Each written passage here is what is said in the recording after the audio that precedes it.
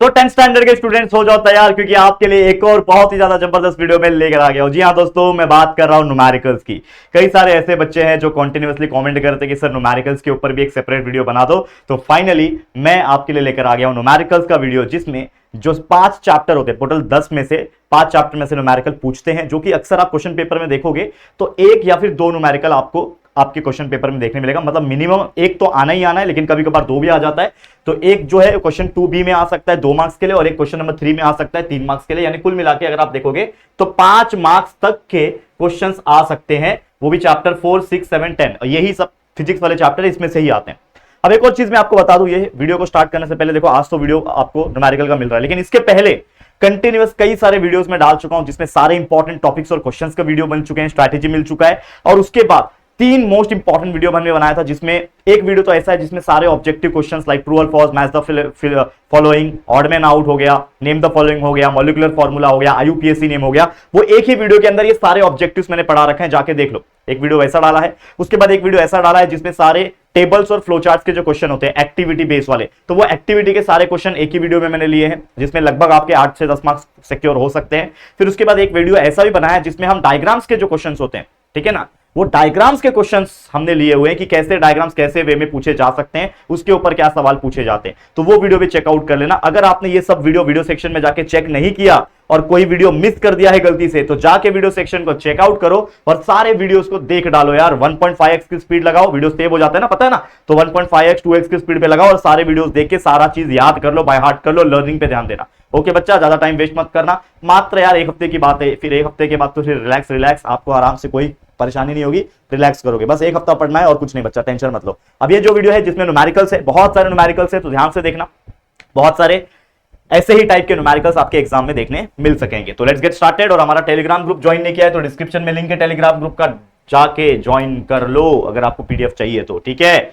चलो शुरू करते हैं, एक एक करके बात कर लेंगे। तो पहला जो चैप्टर है ग्रेविटेशन, पता ही आप लोग को। अब ये जो ग्रेविटेशन चैप्टर है हमारा, इसमें कई सारे न्यूमेरिकल्स पूछने की संभावना होती है, लेकिन एक न्यूमेरिकल है जो मुझे ऐसा लगता है काफी यूनिक है, बड़ा है और आने के चांसेस है। जैसे क्या बोल रहा है, एक पर्सन है जिसका वजन है 750 न्यूटन पृथ्वी के ऊपर, मतलब अर्थ के ऊपर एक पर्सन है जिसका वजन 750 न्यूटन है, ठीक है ना। हमें बोल रहा है मून के ऊपर उसका कितना वजन रहेगा। हमें दिया है मून का जो मास है वो 1/81 है अर्थ का, ठीक है ना, और रेडियस है 1.3 ऑफ अर्थ, यानी कि वेट ऑफ पर्सन, ठीक है ना, जो पर्सन होगा उसका पृथ्वी के ऊपर वजन कितना है पर्सन का, ये पर्सन का वजन दिया हुआ है, ठीक है ना, उसका 750 न्यूटन है। लेकिन हमें बोल रहा है कि रेशियो ऑफ मास ऑफ अर्थ, ठीक है ना, मास जो है मून, वो जो पर्सन 1/81 है अर्थ का, तो हम लोग बोल सकते हैं कि जो मास ऑफ अर्थ है और मास ऑफ मून है, ठीक है ना, वो 81 है। तो इसको मैं कैसे लिख सकता हूं, अगर मास ऑफ मून को ऊपर ले लिया, मास ऑफ अर्थ को नीचे ले लिया, तो हमारा एक रेशियो बनेगा mass of moon upon mass of earth is equal to 81 के नीचे कुछ नहीं था, मतलब 1 था ना, तो ऊपर जाएगा तो 1/81 हो गया। तो हमें एक रेशियो पता है। उसी प्रकार रेडियस भी दिया हुआ है कि हमारा जो मास ऑफ मून है ना, सॉरी रेडियस ऑफ मून जो है ना अपॉन रेडियस ऑफ अर्थ, देखो इसको मैं कन्वर्ट करूंगा ऐसे कि radius of moon upon radius of earth जो है वो क्या है 1/3.7 है, ठीक है ना। तो ये 2 रेशियो आपको दिया हुआ है, आपको ये 2 रेशियो दिया हुआ है। आगे बोल रहा है कि हम चलो मान लेते हैं कि जो पर्सन होगा उसका वजन होगा mkg, किसके ऊपर, मून के ऊपर, ठीक है ना। तो अर्थ के ऊपर जो भी वेट होता है क्या होता है, weight is equal to mg, यानी मास इंटू ग्रेविटी, ठीक है ना। लेकिन g का फॉर्मूला आप जानते ही हो, that is gmm upon r square. तो यहां पे हमारे पास ये m पहले से ही है, ये लिख दिया, ठीक है। और वेट ऑफ जो पर्सन है वो 750 न्यूटन है, करेक्ट है, 750 लिख दिया, m लिख दिया, g का वैल्यू है gm अपॉन r स्क्वायर लिख दिया, करेक्ट है। अब m के फॉर्म में मुझे वैल्यू चाहिए, तो मैं क्या करूंगा, ये m इधर ही रखूंगा, ये re स्क्वायर 750 से मल्टीप्लाई हो जाएगा और नीचे आपका gm ही आ जाएगा, करेक्ट है। इसको मैंने इक्वेशन नंबर 1 मान लिया, ठीक है। अब मैं क्या करूंगा, सेम वेट ऑन मून के लिए फॉर्मूला निकालूंगा। तो मुझे पता है वेट ऑन मून के लिए फॉर्मूला जो रहेगा क्या रहेगा, again that is m multiply by gm upon rm square, यानी कि जहां पे अर्थ लिखा था वो अर्थ रहेगा, मून के लिए m रहेगा, सेम कुछ नहीं, हमने यूजिंग इक्वेशन 1 का इस्तेमाल करके ये चीज बना लिया। अब मुझे पता है जो दोनों का रेशियो है उसके हिसाब से मैं डालूंगा ना चीजें, तो मुझे पता है कि भाई मेरा 750 re का स्क्वायर अपॉन gm स्क्वायर, जो कि आपका m का वैल्यू है किसके लिए, अर्थ के लिए, उसी प्रकार मेरा वेट ऑफ मून जो कि है gm अपॉन r स्क्वायर, तो ये हो गया दोनों का वैल्यू, ठीक है ना। ये m का वैल्यू, ये m का वैल्यू यहां से आया, इक्वेशन 1 से आया, और ये g into M upon R square ये एज इट इज आया, ठीक है ना। ये लिख दिया। अब इसमें कुछ मल्टीप्लीकेशन कुछ कैंसल आउट करने के पहले आप देख लो ये 750 है, ये RE अपॉन RM को साथ में ले लिया। वैसे ही यहां पे देखो ये G और ये G कट हो गया ना, ये MM ऊपर ME नीचे, ये एक साथ ले लिया। अब मुझे पता है देखो RE अपॉन RM का वैल्यू जो होता है वो 3.7 है, या फिर RM अपॉन RE का वैल्यू 1.3.7 है, तो RE अपॉन RM का क्या हो जाएगा 3.7 अपॉन 1। तो इस पूरे के जगह पे 3.7 लिख सकता हूं और इसका स्क्वायर हो जाएगा क्योंकि दोनों के ऊपर स्क्वायर है। वैसे MM अपॉन ME, तो MM अपॉन ME का वैल्यू क्या है 1/81 है, तो लिख दिया 1/81। अब इसको सॉल्व करना है, 81 से इसको डिवाइड कर लो, मल्टीप्लाई बाय 3.7 का स्क्वायर कर लो, आंसर आ जाएगा जो कि ऑलरेडी निकाल के रखा हुआ है 126.8। तो ये एग्जांपल उठाओ और इसको नोटबुक में प्रैक्टिस कर लो, क्योंकि अगर ये एग्जांपल पूछेगा तो 3 मार्क्स के कैटेगरी में पूछेगा। अगेन एक बहुत यूनिक और एक बहुत जरूरी एग्जांपल था, अगर आ गया पेपर टफ बना तो ये क्वेश्चंस आने की संभावना है, जरूर से प्रैक्टिस कर लेना। बाकी तो इजी वाले हैं, महिंद्रा वाला, विराट वाला एग्जांपल आपके टेक्स्ट बुक में सॉल्व एग्जांपल है, वो भी आप देख लेना। देखो क्या बोल रहा है क्वेश्चन कि find the gravitational force between a man of mass 60 kg। एक इंसान है जिसका वजन 60 किलो है, कार का जो वजन है वो 2000 किलो है, हमें बोल रहा है, और वो दोनों के बीच में डिस्टेंस है 10 मीटर का। तो याद है एक ऑब्जेक्ट दूसरा ऑब्जेक्ट दोनों के बीच में कुछ डिस्टेंस, तो Newton's universal law of gravitation correct है वो लगेगा। तो एक इंसान है जिसका वजन 60 किलो है, एक कार है जिसका वजन 2000 है, तो मास M1 हो गया, इंसान का वजन M1 60 किलो हो गया, कार का वजन 2000 किलो हो गया। ये दिया है, दोनों के बीच में ऑब्वियसली फोर्स लगेगा और डिस्टेंस क्या है दोनों के बीच का 10। तो मुझे पता है फोर्स का फॉर्मूला होता है G into M1 into M2 upon R², जो कि होता है हमारा Newton's universal law of gravitation का फॉर्मूला। फोर्स लगता है ना, तो यहां पे G का वैल्यू होता है 6.67 इंटू 10⁻11 न्यूटन मीटर स्क्वायर पर kg square, mass 1 60 kg, mass 2 2000 kilo divide by दोनों के बीच का डिस्टेंस रेडियस 10 दिया हुआ है, डाल दिया, तो 10 का स्क्वायर 100 हो जाएगा। बाकी चीज सॉल्व कर लो। कैसे किया सॉल्व, इन सारे नंबर को 6.67 को 60 को 2000 को आपस में मल्टीप्लाई किया तो 8,04,000 आ गया, नीचे 100 से डिवाइड हो जाएगा, मल्टीप्लाई बाय 10⁻11, इसका 20 कैंसल, यानी 8004 इंटू 10⁻11। अब मैं क्या करूंगा, ये -11 का 3 इधर भेज दूंगा तो ये 8 पॉइंट हो जाएगा, 1 नंबर 2 नंबर 3 नंबर के बाद इधर शिफ्ट हो गया तो 8.004 हो गया और इसका 3 कम हो गया यानी 10⁻8 हो गया। और इस तरीके से आपको एग्जाम्पल सॉल्व करना है। तो ये एग्जाम्पल भी प्रैक्टिस करके ले लो, बहुत ईजी एग्जाम्पल, और ऐसे एग्जाम्पल आ सकेंगे। और अगेन कुछ बच्चे ऐसे होते हैं ना जो बोलते हैं कि सर हम न्यूमेरिकल्स को ऑप्शन में छोड़ दोगे, तो अच्छी बात है, न्यूमेरिकल्स ऑप्शन में छोड़ दो, एक आएगा या तो अगर मैक्स टू मैक्स आए तो 2 आएगा, उससे ज्यादा आएगा नहीं, लेकिन मिनिमम एक तो आता है, हमने देखा है, पिछले साल भी उठाओगे तो एक एग्जांपल देखा है। लेकिन अगर मान लो आपके पास ऑप्शंस है और उसमें कुछ ऐसे क्वेश्चंस आ गए जो आपको नहीं आता, तो मजबूरी में तो फिर न्यूमेरिकल करना पड़ेगा। तो इससे अच्छा न्यूमेरिकल को एक बार प्रैक्टिस कर लो, मात्र 1 घंटा लगेगा। ये वीडियो अगर आप देख रहे हो तो आप ऑब्वियसली 1.5 की स्पीड में देख रहे हो, मतलब आपका ये वीडियो लगभग 15-20 मिनट के अंदर, आधे घंटे के अंदर ये वीडियो देख के हो जाएगा। और सिर्फ 1 घंटा उठा के ये सारे एग्जांपल्स को बस ओवरव्यू कर लेना और रफली प्रैक्टिस कर लेना फॉर्मूला का, वैल्यू डालने का, तो 1-1.5 घंटे के अंदर आपका कहीं ना कहीं अगर ये क्वेश्चंस आते हैं तो 4-5 मार्क्स आपका सिक्योर कर सकता है। इसके लिए मैं बोल रहा हूं प्रैक्टिस इज वेरी इंपॉर्टेंट, और रिकॉर्डेड वीडियो जो हम डालते हैं वो आपके लिए बहुत जरूरी है। नेक्स्ट यहाँ पे एक और क्वेश्चन है कि एक मेटल बॉल है, ठीक है, जिसका वजन 7 किलो है, एक हाइट से हम उसको गिरा रहे हैं, हाइट कितना है 1960 मीटर है, how much time it will take to reach the ground. यानी कि मान लो ये बॉल है, उसको मैं 1960 मीटर की ऊंचाई से गिरा रहा हूं, जैसे ही गिराया ऑब्वियसली तो कितना समय लगेगा नीचे तक आने के लिए, ग्रेविटी का वैल्यू 9.8 दिया हुआ है। तो सबसे पहले गिवन लिखते हैं हम लोग, तो मास 7 किलो दिया हुआ है, डिस्प्लेसमेंट यानी हाइट है ना, तो वो एक तरीके से कवर करेगा डिस्टेंस को ना, तो डिस्प्लेसमेंट हुआ वो, तो डिस्प्लेसमेंट को एस से रिप्रेजेंट करते हैं, 1960 मीटर दिया हुआ है, टाइम पूछा है, ग्रेविटी 9.8 है, और आपको ऑब्वियसली जब ऊपर था तो इनिशियल वेलोसिटी 0 रही होगी, तो u 0 हो गया। तो हमको पता है कि न्यूटन का जो हमने पढ़ा हुआ है, फ्री फॉल का भी एग्जांपल पढ़ा है, तो उसमें न्यूटन सेकंड काइनेमेटिकल इक्वेशन जो है हमारा, वो क्या बोलता है, S is equal to UT plus half at square, ठीक है ना, ये आपको पता ही है। S इज इक्वल टू, वैसे यूटी तो 0 हो जाएगा क्योंकि फ्री फॉल के केस में ऑब्वियसली ये 0 होता है, तो आपने फॉर्मूला भी अगर फ्री फॉल वाला पढ़ा है सेकंड काइनेमेटिकल इक्वेशन का, तो ये u और t ये 0 हो जाएगा क्योंकि u का वैल्यू 0 रहेगा। बट हमने फिर भी फॉर्मूला लिखा, u की जगह पे 0 लिख दो, s के जगह पे 1960 मल्टीप्लाई बाय t वैसे ही रहेगा, प्लस हाफ इंटू g का वैल्यू 9.8 है, मल्टीप्लाई बाय t का स्क्वायर, यानी t का वैल्यू निकालना है, ये 0 हो गया, ये 2 उधर जाएगा, ठीक है, या फिर इसके साथ कैंसिल कर दो इसको, तो ये हो जाएगा 1960 4.9 टी स्क्वायर। अब मुझे टी स्क्वायर का वैल्यू, तो 1960 वैसे ही रहेगा, नीचे 4.9 है, ये 0.9 को हटाने के लिए मल्टीप्लाई बाय 10 किया, डिवाइड बाय 10 किया, तो ये हो गया आपका 19600 divide by 49।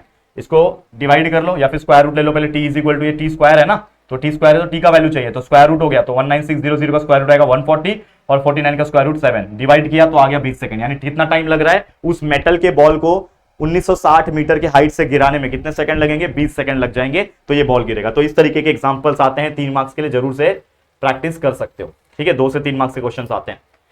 An object takes 5 second, देखो क्या बोल रहा है, एक ऑब्जेक्ट है 5 सेकंड लगाता है ग्राउंड तक पहुंचने के लिए, एक हाइट 5 मीटर की on the planet, what is the value of G, यानी जी का वैल्यू पूछ दिया। तो पहले गिवन क्या दिया, टाइम 5 सेकंड लग रहा है, डिस्प्लेसमेंट कितना कितना मीटर से जा रहा है, नीचे कितने की मीटर से गिर रहा है, 5 मीटर से गिर रहा है, मतलब डिस्प्लेसमेंट 5 मीटर हो गया। ग्रेविटी मुझे पता नहीं है, लेकिन इनिशियल वेलोसिटी अगेन जीरो रही होगी, ऊपर से अगर मैं छोड़ रहा हूं कोई चीज को तो पहले तो वेलोसिटी जीरो है ना, फिर नीचे आया ना, तो अगेन यहाँ पे फॉर्मूला क्या लगेगा, वही वाला सेम, दैट इज न्यूटन का second kinematical equation, free fall का second example, second law, s is equal to UT plus half at square या फिर जीटी स्क्वायर, फर्क नहीं पड़ता, ए लो जी लो कोई फर्क नहीं पड़ता, ए और जी का मतलब सेम होता है, एक्सेलरेशन ड्यू टू ग्रेविटी।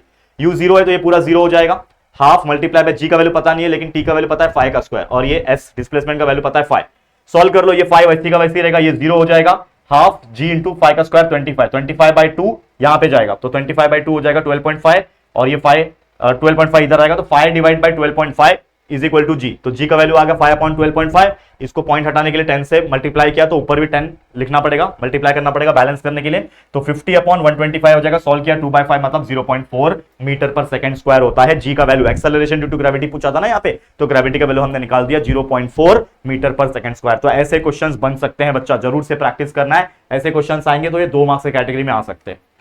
ठीक है, चलो पानी पी लेता हूं। चलो समझ में आया, मस्त मस्त एग्जांपल करा रहा हूं भाई, और इजी होते हैं न्यूमेरिकल्स, बस दिमाग का खेल है जो आपने पढ़ा हुआ है।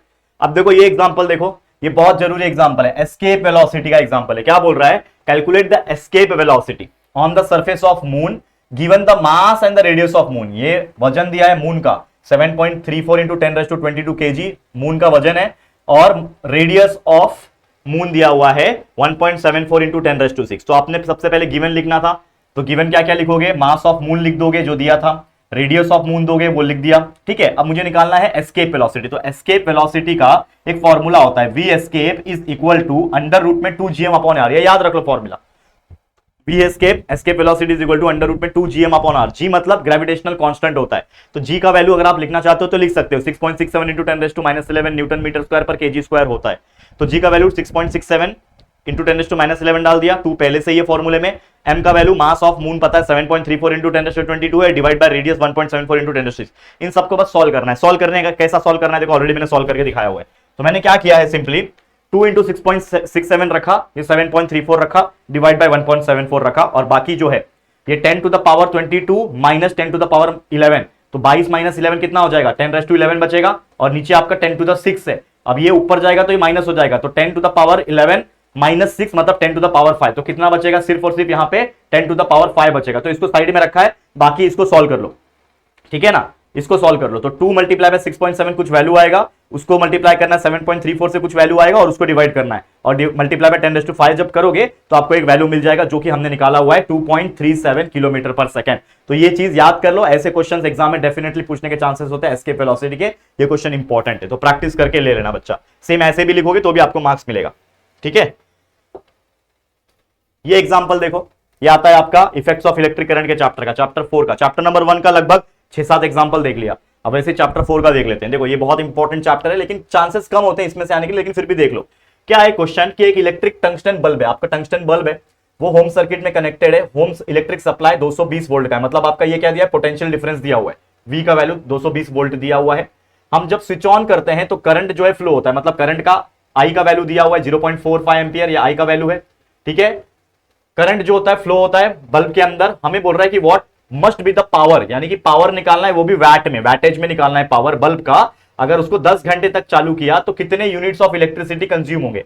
आपको भी पता है कि जब आपके घर में लाइट बिल आता है तो ये यूनिट के हिसाब से आता है, आपके पेरेंट्स को पूछना, ठीक है ना, यूनिट के हिसाब से आता है, एक यूनिट का कहीं पे 4 रुपया, कहीं पे 5 रुपया, कहीं पे 8 रुपया, कहीं पे 10 रुपया, ऐसा होता है, फ्लक्चुएट करता है। तो मान लो कि आपने दिन भर कुछ चलाया है, पूरा महीना आपका चलाया है, बिजली चल रहा है, तो कितने यूनिट्स हर डे के हिसाब से मीटर में आता है, तो वो यूनिट्स के हिसाब से आपका कैलकुलेशन होता है। लेट्स से आपके पूरे महीने के खत्म होने पे आपके 200 यूनिट आए, ठीक है, तो 200 यूनिट आए और मान लो एक यूनिट का प्राइस 10 रुपया चल रहा है, तो 200 मल्टीप्लाई बाय 10 करोगे तो आपका जो बिल होगा मंथली, एक महीने के बाद जो बिल आएगा वो 2000 रुपया आएगा। तो इस तरीके से लाइट बिल आता है। ठीक है, तो चलो यहाँ पे जो क्वेश्चन पूछा उसके हिसाब से करेंगे कि पहले बात तो वोल्टेज इतना है, करंट इतना है, पावर निकालेंगे, पावर का फॉर्मूला याद रखना, power is equal to V into I, ये पावर का फॉर्मूला है, वोल्टेज मल्टीप्लाई बाय करंट, तो वोल्टेज 220 है, करंट 0.45 है, दोनों को मल्टीप्लाई किया तो पावर का वैल्यू आ गया 99 वॉट। 99 वॉट का पावर है, हमें निकालना है 10 घंटे में यही पावर सप्लाई हो रहा है तो कितना यूनिट आएगा। तो 10 घंटे के हिसाब से ये 99 मल्टीप्लाई बाय 10 हो जाएगा, तो आ जाएगा 990, और ये वाट है और ये आवर में यानी वाट आवर हो जाएगा। तो हमेशा याद रखना जो यूनिट होता है ना आपका, जो आपका इलेक्ट्रिसिटी बिल में जो यूनिट आता है वो किलोवाट आवर में रहता है, हमेशा याद रखना किलोवाट आवर में, किलोवाट आवर रेटिंग होता है उसका। तो अगर ये 990 वाट है, वाट आवर है, तो इसको किलोवाट आवर में कन्वर्ट करने के लिए डिवाइड बाय 1000 करना पड़ेगा, क्योंकि 1 किलोवाट में 1000 वाट होता है। तो ये 990 को 1000 से डिवाइड करना पड़ा, क्यों? क्योंकि हमको किलोवाट आवर में रेटिंग निकालना है। तो 990 को 1000 से डिवाइड करेगा यानी 00 कैंसिल, 99/100 यानी 0.99 आ गया, तो 0.99 किलोवाट आवर आया। तो 0.99 किलोवाट आवर मतलब 1 किलोवाट आवर मतलब 1 यूनिट। तो आपका जो यूनिट आएगा वो आएगा 0.99 यूनिट, मतलब लगभग 1 यूनिट, अप्रोक्सीमेट में 1 यूनिट। तो अगर आपको दिया होता कि इलेक्ट्रिसिटी बिल निकालो, क्वेश्चन ऐसा भी आ जाता है कि आपको एक्स्ट्रा दे दिया जाएगा, मान लो एक्स्ट्रा दे दिया जाएगा कि इलेक्ट्रिसिटी का बिल निकालो, अगर क्वेश्चन ऐसा पूछेगा तो इलेक्ट्रिसिटी बिल कैसे निकालोगे, और उसमें बोल रहा रहेगा कि 1 यूनिट का जो प्राइस है वो है 10 रुपया, एग्जांपल बता रहा हूं 10 रुपया 1 यूनिट का प्राइस है, तो आपने कितना निकाला? 0.99 यूनिट निकाला, मतलब आपका जो बिल आएगा वो आएगा, इलेक्ट्रिसिटी बिल कितना आएगा? 0.99 मल्टीप्लाई बाय 10 रुपीज, यानी कितना हो जाएगा? 9.9 रुपीज। तो एक दिन का 9.5 रुपया जो है, सॉरी 9.5 नहीं है, 10 रुपया लगभग 9.9 रुपीज एक दिन का बिल आएगा। तो ऐसे भी कुछ क्वेश्चन बनते हैं, समझ में आया? इजी है। चलो और बताता हूं एग्जांपल। ये देखो, ये क्वेश्चन देखो, हमें बोल रहा है कि कौन सा ऐसा चीज है जो ज्यादा बिजली पैसा जो है वो करता है। जैसे who will spend more electricity, electrical energy, 500 वाट का टीवी है, 500 वाट का टीवी चल रहा है और आधे घंटे के लिए चल रहा है, और 600 वाट का हीटर चल रहा है 20 मिनट के लिए, ठीक है। तो हमें क्वेश्चन पूछा है कि कौन सा इक्विपमेंट, कौन सा इलेक्ट्रिकल डिवाइस ज्यादा बिजली खाएगा। तो पहली बात तो टीवी के लिए पावर 500 वाट दिया हुआ है और टाइम आधा घंटा, मतलब उसको अगर हम सेकंड्स में कन्वर्ट करेंगे, क्योंकि हमेशा याद रखना जो टाइम दिया है टीवी के लिए, इलेक्ट्रिसिटी के लिए, वो सेकंड्स में कन्वर्ट होता है। 30 मिनट, 1 मिनट में 60 सेकंड, मल्टीप्लाई किया तो 1800 सेकंड आ गया। तो हमारा एनर्जी निकालने का फॉर्मूला होता है पावर मल्टीप्लाई बाय टाइम, याद रखना एनर्जी निकालने का फॉर्मूला होता है पावर मल्टीप्लाई बाय टाइम। तो पावर है 500 वाट, टाइम है आपका 1800 सेकंड, दोनों को मल्टीप्लाई किया पावर इंटू टी, यानी ये आ गया 90,000, 90,000 भी नहीं है, कितना ये 9 लाख, यूनिट 10, 100,000, 10,000, 9 लाख आ गया। ऑब्वियसली जूल में होगा, तो हम लोग सिंपली कैसे लिख सकते हैं? 90 इंटू 10⁻⁴, ये 90 लिख दिया और इसके आगे 4 जीरो है तो इसके लिए 10⁻⁴ जूल लिख दिया। मतलब टीवी जो होता है वो आधा घंटा चलता है, 500 वाट का है, तो वो 90 इंटू 10⁻⁴ जूल इतना एनर्जी खर्च करता है। अब निकालते हैं हीटर के लिए। हीटर के लिए पावर 600 वाट है, टाइम 20 मिनट है, तो सेकंड्स में कन्वर्ट करेंगे तो 1200 सेकंड होता है। तो मैं एनर्जी सेकंड के लिए एनर्जी निकाल रहा हूं, इसके लिए E2 लिखा हूं, तो E2 is equal to power multiply by time. इसके लिए पावर 600 वाट है और टाइम 1200 सेकंड है, मल्टीप्लाई किया तो 72 लाख, यानी कि 72 इंटू 10⁻⁴ जूल। तो अगर आप इन दोनों को देखोगे तो ज्यादा एनर्जी कौन सा है? ये वाला, मतलब ये किसका है? टीवी का है। तो हम बोल सकते हैं कि टीवी जो है वो ज्यादा बिजली खाएगा, ठीक है। तो लिख दो कि from equation 1 and 2 electricity 1, energy 1 is greater than energy 2, तो हम बोल सकते हैं कि TV sets spend more electrical energy, यानी टीवी जो है वो ज्यादा बिजली खपत करेगा एज कंपेयर टू हीटर, ठीक, क्योंकि कम टाइम चल रहा है ना, ये 20 मिनट ही चल रहा है, वो आधा घंटा चल रहा है इसके लिए, ठीक है। ऐसा क्वेश्चन आ सकता है हीट के लिए भी। देखो ध्यान से क्या बोल रहा है क्वेश्चन कि how much heat energy is necessary to raise the temperature of 5 kg of water from 20 degree to 100। तो याद है स्पेसिफिक हीट वाला न्यूमेरिकल, तो हमने बताया था आप लोग को कि कितना अमाउंट ऑफ पानी दिया है, तो गिवन लिख लो। गिवन आपको दिया है मास पानी का 5 किलो है, ठीक है, और वाटर का स्पेसिफिक हीट आपको पता होना चाहिए। स्पेसिफिक हीट ऑफ वाटर जिसको C से रिप्रेजेंट किया जाता है वो होता है 1 किलो कैलोरी पर ग्राम डिग्री सेल्सियस। तो लिख दिया 1 किलो कैलोरी पर ग्राम, नहीं माफ करना, केजी डिग्री सेल्सियस, ऐसा यूनिट की बात हो रही है। तो 1 किलो कैलोरी पर केजी डिग्री सेल्सियस, और सीजीएस में लोगे तो 1 कैलोरी पर ग्राम डिग्री सेल्सियस होता है, याद रखना। लेकिन ये हम ले रहे हैं ऐसा यूनिट में, तो स्पेसिफिक हीट ऑफ वाटर कितना होता है? 1 होता है, 1 किलो कैलोरी पर केजी डिग्री सेल्सियस होता है। और चेंज इन टेम्परेचर 20 से लेके 100 तक जा रहा है, मतलब 100 - 20 कर दोगे तो आपका चेंज इन टेम्परेचर आ जाएगा, जो कि आ गया 80 डिग्री। तो आपको याद होगा कि how much heat energy required, इसको कैलकुलेट करने का एक फॉर्मूला होता है। हीट एनर्जी रिक्वायर्ड का एक फॉर्मूला होता है जो कि होता है M multiply by C multiply by delta T, याद है पढ़ाया था मैंने, ठीक है। तो हीट एनर्जी निकालने का, हीट एनर्जी एब्जॉर्ब या हीट एनर्जी रिक्वायर्ड, ऐसा फॉर्मूला निकालने का, मतलब निकालने का formula M multiply by C multiply by delta T। M का वैल्यू 5 है, C का वैल्यू आप जानते हो 1, multiply by change in temperature delta T 80 है, मल्टीप्लाई किया तो आ गया 400 किलो कैलोरी। यानी कि आपको 400 किलो कैलोरी का, kilo calorie is the unit, याद रखना।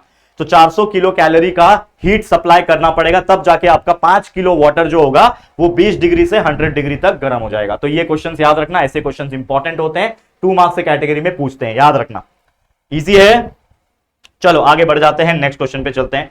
अगला क्वेश्चन ये है कि how much heat energy is necessary to raise the temperature of 10 kilo का पानी है 30 से 100। सेम वही टाइप का क्वेश्चन है, पानी कितना है 10 किलो है, टेम्परेचर चेंज इन टेम्परेचर 30 से 100 है, मतलब 100 माइनस 30 करोगे तो 70 डिग्री का चेंज इन टेम्परेचर हो रहा है।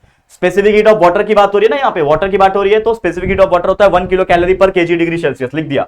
हीट एनर्जी रिक्वायर्ड का फॉर्मूला होता है m multiply by c multiply by delta T. m का वैल्यू 10 है, c का वैल्यू 1 है, डेल्टा टी का वैल्यू 70 है। कैलकुलेट किया, आ गया 700 किलो कैलोरी, ये उसका आंसर है। समझा, बहुत इजी है। नेक्स्ट क्वेश्चन, ये बहुत यूनिक क्वेश्चन है, आया भी है। क्या क्वेश्चन है कि calculate the amount of heat required to convert 30 gram of water, यानी 30 ग्राम पानी है, 30 से 100 तक गर्म करना है उसको, और इसमें यूज करने बोल रहा है specific latent heat of vaporisation of water. तो ये एक अलग क्वेश्चन है, कैसे? क्योंकि ऑलरेडी इसमें specific latent heat of vaporisation of water दे दिया है, यानी 540 कैलोरी पर ग्राम ये आपको दिया है। तो सबसे पहले मास पानी का 30 ग्राम दिया हुआ है 30 ग्राम पानी है, और ग्राम में दिया है, तो ऑब्वियसली हमें ग्राम वाला स्पेसिफिक वैल्यू यानी सीजीएस में लेना पड़ेगा। चेंज इन टेम्परेचर है 70 डिग्री, 100 माइनस 30 किया। अब यहां पे उन्होंने एक्स्ट्रा चीज दे रखा है, लेटेंट हीट ऑफ वेपराइजेशन, यानी एल का वैल्यू दे रखा है। तो latent heat of vaporisation of water, तो एलडब्ल्यू लिख सकते हो, कोई दिक्कत की बात नहीं, सिर्फ एल लिखा तो भी चलेगा। 540 दे रखा है कैलोरी पर ग्राम, और आपका सी का वैल्यू जो होगा वो होगा 1। अब किलो कैलोरी लेने की जरूरत नहीं, आप सीधा कैलोरी ले सकते हो। यहां पे मैंने किलो कैलोरी लिखा, आप सीधा लिख सकते हो ये वाला वैल्यू कि 1 कैलोरी पर ग्राम डिग्री सेल्सियस, ये आपका सीजीएस यूनिट, बाकी भी सीजीएस यूनिट में, तो उसको भी सीजीएस यूनिट में लिखा।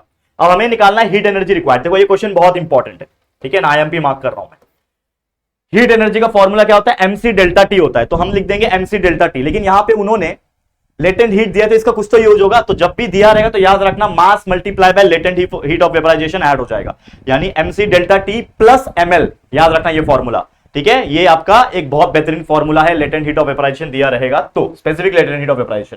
तो m का वैल्यू 30 है, c का वैल्यू 1 है, डेल्टा टी 70 निकाला हुआ है, प्लस m का वैल्यू वापस 30 लिखा, multiply by latent heat, specific latent heat of vaporization. ये सबको सॉल्व कर दो, ये हो गया 2100, 540 मल्टीप्लाई बाय 30 किया तो 16200 आ गया, दोनों को प्लस किया तो आ गया 18300 कैलोरी। और कैलोरी में रहेगा, क्यों? क्योंकि सारे सीजीएस यूनिट दिए हुए हैं, तो ये आंसर भी किलो कैलोरी नहीं रहेगा, सिर्फ कैलोरी में रहेगा। तो 18300 कैलोरी, ठीक है, समझ में आ गया, बहुत बेहतरीन क्वेश्चन है। नेक्स्ट क्वेश्चन देखो, ये ऑलरेडी पेज नंबर 70 पे है, और ये मैंने बताया था कि आप इसको इग्नोर करना चाहते हो तो कर सकते हो, जब मैं ये चैप्टर पढ़ा रहा था। तो एक बहुत खतरनाक न्यूमेरिकल है, लेकिन फिर भी देख लो क्या बोल रहा है कि भाई एक कॉपर स्पीयर है, हीट लॉस कर रहा है। तो ये देखो, heat loss by solid object जो होता है वो heat gain by water plus calorimeter होता है, और हीट गेन बाय कैलोरीमीटर होता है, ठीक है ना। तो यहाँ पे हीट लॉस जो कॉपर बॉल कर रहा है वो mass of copper multiply by specific heat of water multiply by change in temperature, तो एमसी डेल्टा टी कर लोगे, ठीक है। तो यहां से आपका निकल जाएगा m multiply by c multiply by delta T, ठीक है ना। सेम कर लो, यहाँ पे t टेम्परेचर हम लोग को निकालने बोल रहा है, ठीक है ना, what will be the maximum temperature ना। फिर हीट गेन बाय वाटर होता है, mc डेल्टा टी होता है, इसमें अगेन फॉर्मूला डालूंगा, तो यहाँ पे ये हो जाएगा, that is 195 multiply by c multiply by delta T हो जाएगा। और अगेन ये वाला फॉर्मूला डालोगे तो आपको वैल्यू मिल जाएगा, q is equal to q1 plus q2 होता है, सारे वैल्यू डालोगे, कैलकुलेट करोगे तो आ जाएगा। तो आप इसको छोड़ सकते हो, अगेन मैं आपको रेकमेंड नहीं करता, लेकिन मैंने कराया था ये चीज, पहले भी पढ़ा दूंगा, अभी भी आपको मैंने देख लिया। तो ये क्वेश्चन आपके टेक्स्ट बुक में है 70 पेज नंबर पे, एक बार देख लेना, बहुत इजी है वैसे, लेकिन बहुत लेंथी है, बहुत कैलकुलेशन है, तो चांसेस कम होते हैं आने के, लेकिन फिर भी एक बार नजर घुमा लेना, ठीक है। आएगा तो बड़े वाले में 3 मार्क्स के लिए आएगा, अदरवाइज ऑप्शन में छोड़ देना। नेक्स्ट चैप्टर है रिफ्रैक्शन ऑफ लाइट, बहुत सुंदर चैप्टर है, मस्त चैप्टर है। अब रिफ्रैक्शन ऑफ लाइट जो है, ये चैप्टर का अगर नजर डालोगे तो इसमें कुछ क्वेश्चन कैसा पूछता है, जैसे आपको बोलेगा कि absolute refractive index of water दिया है 1.36, हमें बोल रहा है वेलोसिटी ऑफ लाइट वाटर में कितना रहेगा, और आपको वेलोसिटी ऑफ लाइट एयर का, वैक्यूम का दिया हुआ है 3 × 10 मीटर पर सेकंड। तो आपको पता है कि पहला चीज जो दिया हुआ है वो आपका वेलोसिटी ऑफ लाइट है, जो कि 3 × 10⁸ मीटर पर सेकंड, ये लिख दिया। आपको रिफ्रैक्टिव इंडेक्स दिया है वाटर का, जो कि होता है 1.36, यहां पे लिखा हुआ है कि 1.36 है, ठीक है ना। जैसे रिफ्रैक्टिव इंडेक्स ऑफ वाटर जो होता है वो जनरल तौर पे हम लेते हैं 1.33, लेकिन 1.36 दिया हुआ है, मान लो ईटा बोलते हैं उसको, ये n, ठीक है ना। तो एक फॉर्मूला होता है रिफ्रैक्टिव इंडेक्स का, जो कि होता है velocity of light in air या फिर vacuum upon the velocity of light in water, जो भी, या फिर जो भी ऑब्जेक्ट रहेगा उसका। तो v1 अपॉन v2 ले लेंगे, और v2 मेरे को निकालना है। v2 मेरे लिए क्या है कि velocity of light in water, यानी कि इन शॉर्ट आपको v2 का वैल्यू जो था वो क्वेश्चन मार्क था, यानी v2 निकालना था आप लोग। तो आपने फॉर्मूला डाल दिया, इसमें v1 का वैल्यू 3 × 10⁸ है, v2 n का वैल्यू जानता हूं मैं, तो n के जगह पे मैं लिखूंगा 1.36, n को इधर ला दिया, v2 को उधर भेज दिया, तो v2 जो था इधर चला गया, n इधर चला गया, n का वैल्यू लिख दिया 1.36, दोनों को डिवाइड कर लोगे तो आपका आंसर आ जाएगा ये 2.21 इंटू 10⁸ मीटर पर सेकंड। तो ये आ गया आपका velocity of light in water, तो ये हमने निकाल दिया। इस तरीके से ये क्वेश्चन बहुत इंपॉर्टेंट है, इसको प्रैक्टिस करके ले लो, मैं आपको IMP मार्क करके दे रहा हूं, ये क्वेश्चन इंपॉर्टेंट है, कर लेना, इजी क्वेश्चन है। वैसे ही उसी प्रकार का क्वेश्चन है कि लाइट जो है वो ट्रैवल कर रहा है, जिसकी स्पीड दी हुई है 1.5 इंटू 10⁸ मीटर पर सेकंड, ठीक है, एक मीडियम के अंदर। जैसे ही वो उस मीडियम से निकल के दूसरे मीडियम में एंटर करता है तो उसकी वेलोसिटी चेंज हो रही है, 0.75 इंटू 10⁸ हो जा रही है। तो हमें बोल रहा है रिफ्रैक्टिव इंडेक्स निकालो सेकंड मीडियम का with respect to first medium. तो पहला मीडियम में वेलोसिटी है 1.5 इंटू 10⁸ लाइट की, दूसरे मीडियम में वेलोसिटी है v2 0.75 इंटू 10⁸। तो जैसे ही वो पहले मीडियम से निकल के दूसरे मीडियम में एंटर होता है तो हमें निकालना है क्या है, that is refractive index of second medium with respect to first medium, यानी कि इन शॉर्ट आप लोग को v1 अपॉन v2 करना है।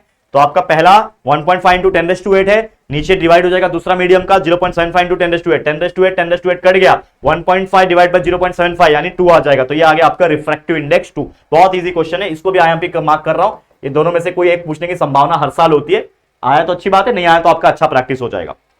नेक्स्ट, अब ये देखो क्वेश्चन क्या है, स्पीड ऑफ लाइट मीडियम के 1.5 इंटू 10⁸ दिया हुआ है। क्या बोल रहा है, 1.5 इंटू 10⁸ मीटर पर सेकंड है स्पीड ऑफ लाइट, कोई मीडियम में होगा। हमें बोल रहा है एब्सोल्यूट रिफ्रैक्टिव इंडेक्स निकालना है मीडियम का, और स्पीड ऑफ लाइट वैक्यूम का 3 इंटू 10⁸ मीटर पर सेकंड दिया हुआ है। तो हमें बताया कि हम मान लेंगे, ठीक है, speed of light in medium 2, यानी कि जो एयर है हमारा, माफ करना कौन सा है, मीडियम जो भी दिया है, स्पीड ऑफ लाइट जो है उसको v2 मान लिया 1.5 इंटू 10⁸, और speed of light in medium 1 जो होगा वैक्यूम, उसको मान लिया v1, बट ऑब्वियसली वो v1 होता है। तो रिफ्रैक्टिव इंडेक्स का फॉर्मूला होता है v1 अपॉन v2, तो v1 आपका 3 इंटू 10⁸ हो जाएगा upon 1.5 into 10⁸, again 10⁸ cancel, 3 upon 1.5 यानी 2, तो इसका भी रिफ्रैक्टिव इंडेक्स 2 आ गया। तो ये भी क्वेश्चन इंपॉर्टेंट है रिफ्रैक्टिव इंडेक्स वाला, ये तीनों मैंने IMP मार्क करा, इसको जरूर से प्रैक्टिस कर लेना, देख लेना, ठीक है। नेक्स्ट क्वेश्चन यहां पे देखो, if the refractive index of a rare medium with respect to the denser medium is 0.5, यानी refractive index denser medium with respect to rare medium आपको दे रखा है, रेयर का डेंसर से, ठीक है ना, sorry, rare to denser medium का रिफ्रैक्टिव इंडेक्स 0.5, हमें क्रिटिकल एंगल निकालना है। कैसे निकालते हैं याद रखना, क्रिटिकल एंगल निकालने के लिए फॉर्मूला होता है sin i is equal to आपका रिफ्रैक्टिव इंडेक्स, ठीक है ना। तो ओके, तो यहां पे अगर आप देखोगे आपका रेयर मीडियम का with respect to denser medium का, तो ये 0.5 आपको दिया हुआ है, जो कि होता है इक्वल टू sin i।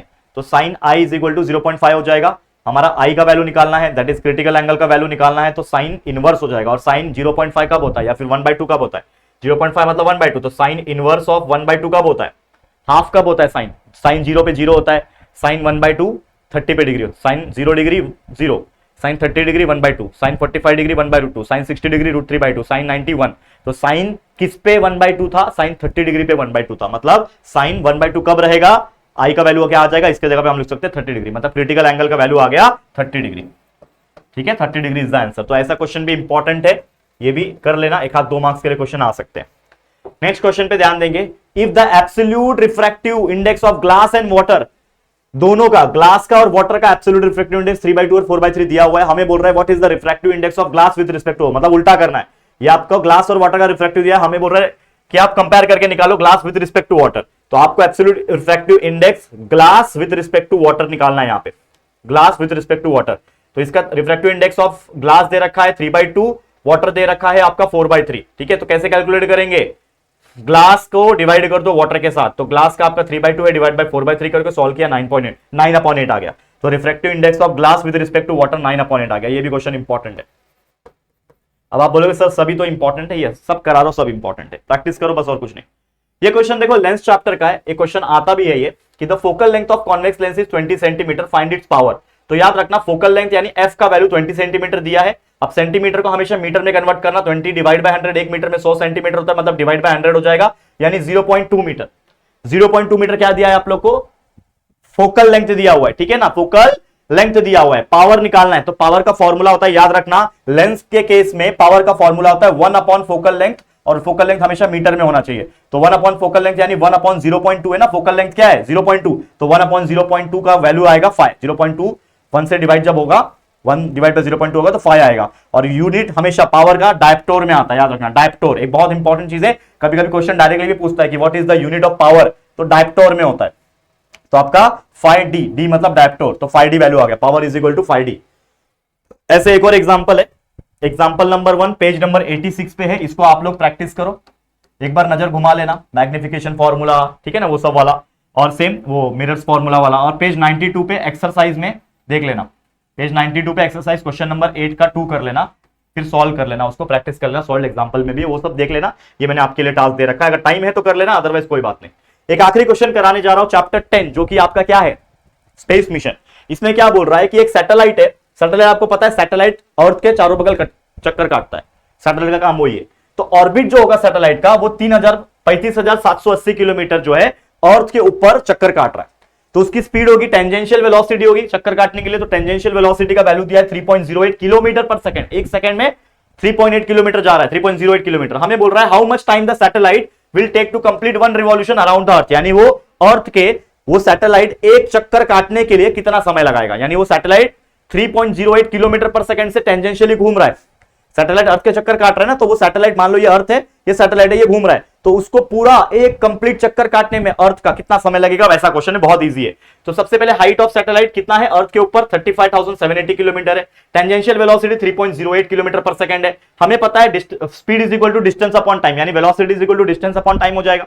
लेकिन डिस्टेंस क्या होगा, अर्थ का सरकमफरेंस होगा, क्योंकि अर्थ के चक्कर काट रहा है मतलब अर्थ का सरकमफरेंस होगा, तो सरकमफरेंस का फॉर्मूला होता है 2πr, और टाइम के लिए हमने ले लिया t, ठीक है ना। लेकिन हमें टाइम निकालना है, तो टाइम इधर भेज देंगे, v को इधर भेज देंगे, यानी t is equal to 2πr upon v, ये आपका एक फॉर्मूला यहीं से बन जाएगा। समझा क्या किया मैंने, ये टाइम था, टाइम की जगह पे v लिख दिया, v की जगह पे टाइम लिख दिया, कर सकते हैं ना, ये इधर कर सकते हैं, बिल्कुल कर सकते हैं। तो time is equal to circumference upon speed हो जाएगा, ठीक है ना, तो सरकमफरेंस 2πr, स्पीड के लिए v। ओके, अब आगे बढ़ो।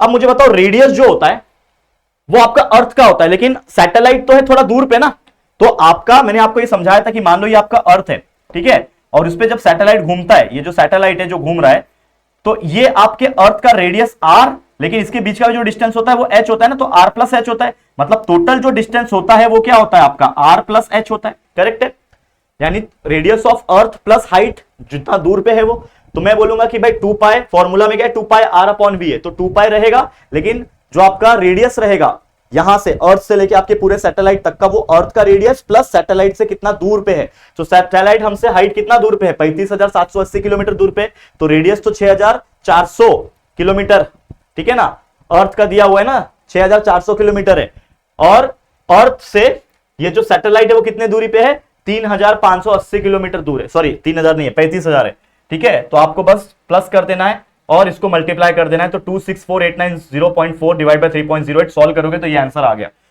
सेकंड आया कि हमें को कितना घंटे में आ रहा है, सेकंड्स भी लिख सकते हो, आंसर करेक्ट मिलेगा, लेकिन अर्थ कितना टाइम लगाएगा उसको घंटे में निकालो, ज्यादा बेटर है। तो ये जो वैल्यू आया ना, इसको 3600 से डिवाइड कर लेना, क्योंकि आपका ये वैल्यू सेकंड्स में आया, तो आपको पता है 1 घंटे में 60 मिनट होते हैं, हर मिनट में 60 सेकंड होते हैं, यानी कि 60 मल्टीप्लाई बाय 60 यानी 3600 सेकंड्स होते हैं 1 घंटे में। 1 घंटे में कितने सेकंड्स होते हैं, 3600 सेकंड्स होते हैं। तो ये हमारा जो वैल्यू आया ये सेकंड्स में आया, तो इसको अगर घंटे में कन्वर्ट करना है यानी आवर में कन्वर्ट करना है, तो इस पूरे वैल्यू को 3600 से डिवाइड करना पड़ेगा। तो 86,003.37 को अगर मैं 3600 से डिवाइड करूंगा तो हमारा ये जो वैल्यू आएगा वो आवर में आ जाएगा। तो डिवाइड करने पे क्या आ रहा है, 23.89 आवर, मतलब एक सैटेलाइट को भी अर्थ के चक्कर काटने में लगभग 23 घंटे 89 आवर, मतलब लगभग समझ लो अप्रोक्सीमेट में कि 24 घंटे लगते हैं, तब जाके वो सैटेलाइट जो है, जो भी दिया हुआ है वैल्यू, वो सैटेलाइट जो है वो हमारे पृथ्वी का एक चक्कर काट पाता है। कितने, 24 घंटे में।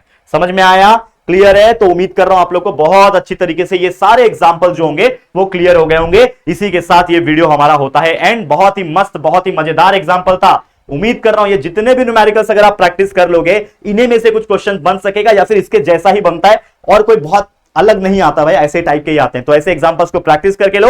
आपके लिए जितना मेरे से बन पड़ रहा है, जितना हार्ड वर्क मैं कर सकता हूं, उतना मैं करके दिखा रहा हूं बच्चा। तो मुझे जरूर से आप लोग का प्यार, सपोर्ट और आशीर्वाद देते रहना। आपके लिए इतना मैं करता रहूंगा। All the very best exams के लिए। ऐसे और भी वीडियोस और लाइव सेक्शन में लाइव चेकआउट करते रहो, बहुत सारी चीजें मिल रहे हैं और साइंस 2 के लिए भी मिलती रहेगी, don't worry. All the very best. ये वीडियो पसंद आया, हमारी मेहनत पसंद आ रही है तो प्लीज दिल से वीडियो को लाइक करना, शेयर करना अपने दोस्तों के साथ, और अगर पहली बार आए हो चैनल पे, चैनल को सब्सक्राइब नहीं किया है तो फटाफट से चैनल को सब्सक्राइब करके बेल आइकन को प्रेस कर देना। ठीक है दोस्तों, चलो फिर जल्दी मुलाकात होगी आपके साथ किसी और नए वीडियो में। तब तक के लिए thank you, take care and good bye.